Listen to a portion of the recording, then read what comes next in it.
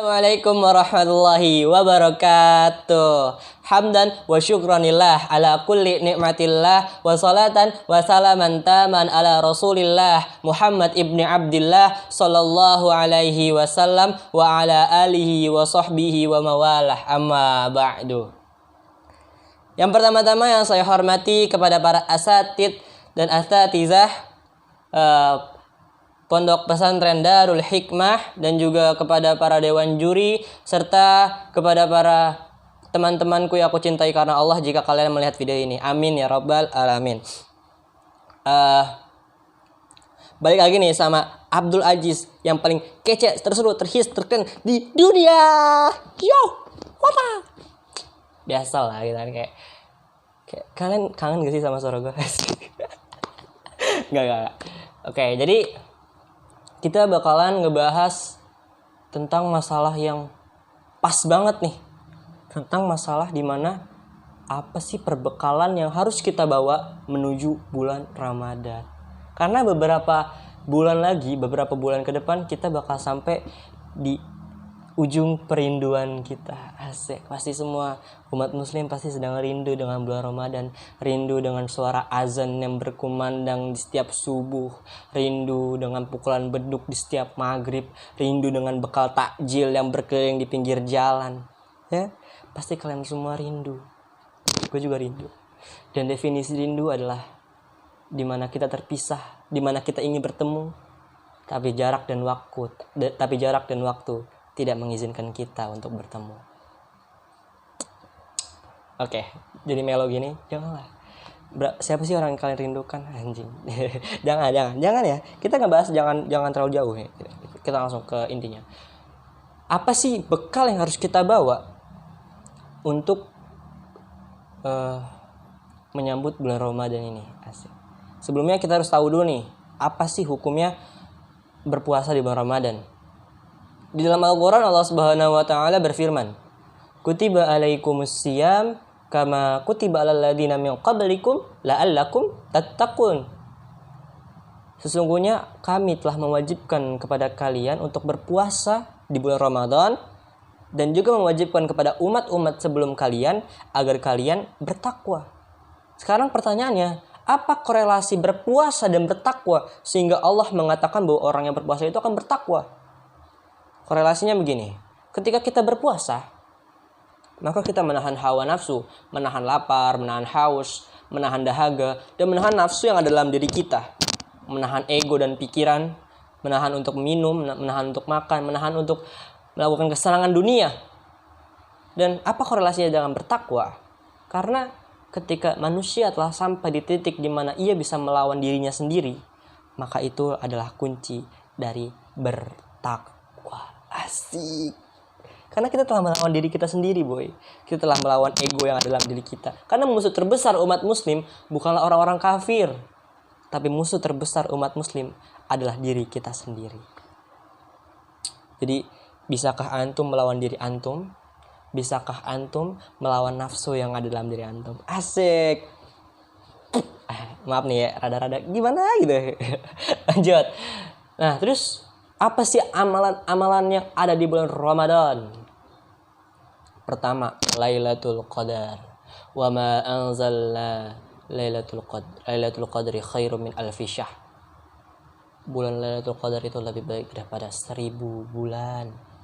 Bayangin, jika antum ibadah di bulan Lailatul Qadar sama dengan antum beribadah di 1000 bulan. Masya Allah. Gimana Allah nggak baik banget gitu sama kita? Allah tuh baik banget gitu, baik banget, tapi kita jahat. Nggak mau, nggak suka gaulai gitu.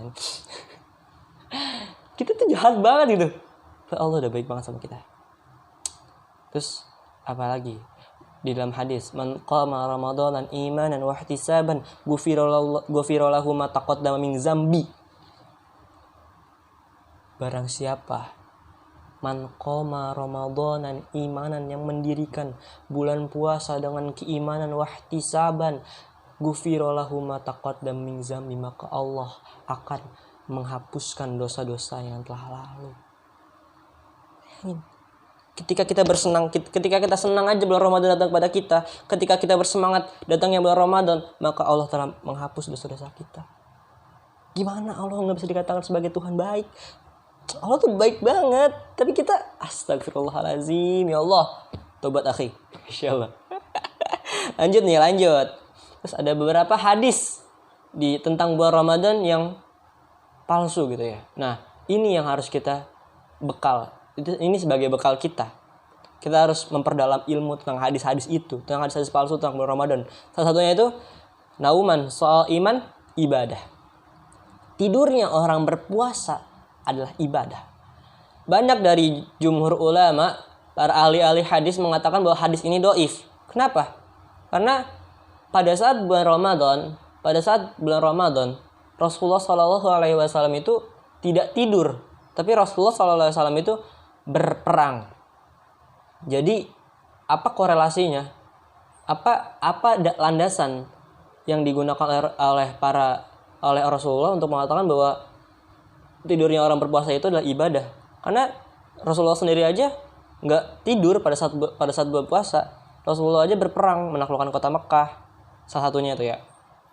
Jadi para ulama hadis berpendapat bahwa hadis itu dhaif karena tidak didasari dengan kisah yang nyata.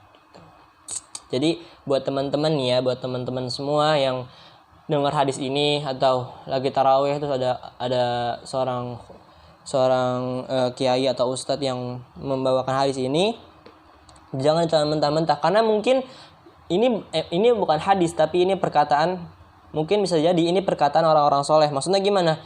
Yang dikatakan adalah tidurnya orang berpuasa adalah ibadah. Maksudnya begini, lebih baik orang yang berpuasa itu tidur ketimbang orang yang berpuasa itu bergibah.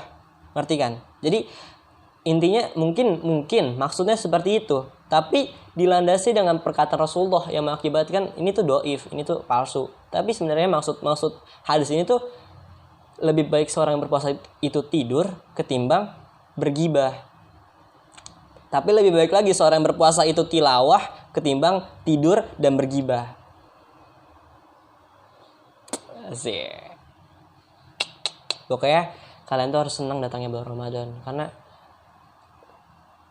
pada saat bulan Ramadan itu banyak banget ampunan Allah. Antum bisa qiyamul lail di masjid, antum bisa begadang di masjid. Aneh kangen juga sih begadang di masjid itu, kayak gimana suasana diapit gitu kan pada saat bulan Ramadan. Kita buka bersama di depan asrama. Kita buka bersama bareng takjilnya seadanya dengan kesederhanaan, tapi itu lebih mewah daripada segala sesuatu yang ada di dunia. Asik. Jadi berpuisi gitu ya. Ya karena bulan Ramadan itu adalah suatu bulan yang keren sih. Keren banget boy. Dan ya kalau misalkan dibilang aneh kangen banget sama bulan puasa di pesantren dengan segala kesederhanaan yang kita lakukan, dengan segala kesederhanaan yang membuat kita menjadi saudara. Asik. Jadi pokoknya perbekalan yang harus kita bawa itu pertama ilmu.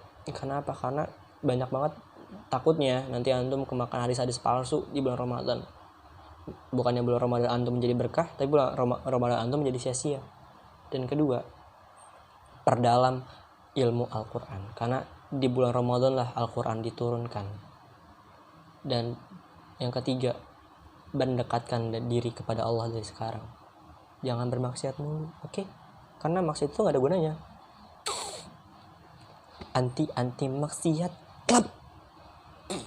Pokoknya untuk kalian semua, ingat, bulan Ramadan sebentar lagi. Persiapkan iman, persiapkan akal, persiapkan tawakal, persiapkan ibadah, persiapkan ilmu, persiapkan semua yang harus disiapkan, termasuk raga dan nurani kita. Oke, mungkin ini saja yang bisa saya sampaikan. Kurang lebihnya mohon maaf.